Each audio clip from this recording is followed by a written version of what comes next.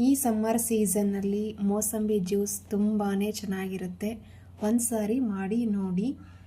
ಈಗ ಮದುವೆ ಸೀಸನ್ ಆದ್ದರಿಂದ ತುಂಬ ಕಡೆ ಮದುವೆಯಲ್ಲಿ ಮೋಸಂಬಿ ಹಣ್ಣು ಕೊಡ್ತಾರೆ. ಜಾಸ್ತಿ ಮನೇಲಿತ್ತು ಅಂದಾಗ ಈ ಥರ ನೀವು ಮಾಡಿಕೊಂಡ್ರೆ ಮೋಸಂಬಿ ಜ್ಯೂಸ್ ಆಗುತ್ತೆ ನೋಡಿ. ಅದು ತಿನ್ನೋದಕ್ಕೆ ಕಾಯಿ ಅನಿಸುತ್ತೆ, ತಿನ್ನೋದಕ್ಕಾಗಲ್ಲ, ಕಹಿ ಇರುತ್ತೆ. ಹಾಗಾಗಿ ಈ ಥರ ಜ್ಯೂಸ್ ಮಾಡಿ ಕುಡಿದಾಗ ತುಂಬಾ ಚೆನ್ನಾಗಿರುತ್ತೆ.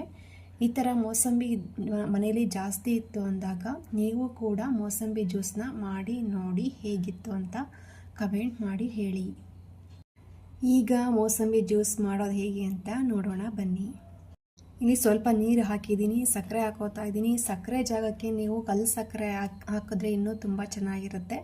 ಕಲ್ಲು ಸಕ್ಕರೆನ ನೀಟಾಗಿ ಕುಟ್ಟಿ ಪುಡಿ ಮಾಡಿ ಹಾಕಿದ್ರೆ ಚೆನ್ನಾಗಿರುತ್ತೆ. ಸಕ್ಕರೆ ಪ್ಲೇಸ್ಗೆ ಕಲ್ಲು ಸಕ್ಕರೆನ ಹಾಕ್ಬೋದು. ಆರೋಗ್ಯದ ದೃಷ್ಟಿಯಿಂದ ಕೆಂಪು ಕಲ್ಲು ಸಕ್ಕರೆ ತುಂಬ ಒಳ್ಳೆಯದು ಅಂತ ಹೇಳ್ತಾರೆ. ಹಾಗಾಗಿ ನೀವು ಸಕ್ಕರೆ ಬದಲಿಗೆ ಕೆಂಪು ಕಲ್ಲು ಸಕ್ಕರೆನ ಇಲ್ಲಿ ಕುಟ್ಟಿ ಪುಡಿ ಮಾಡಿ ಹಾಕ್ಬೋದು.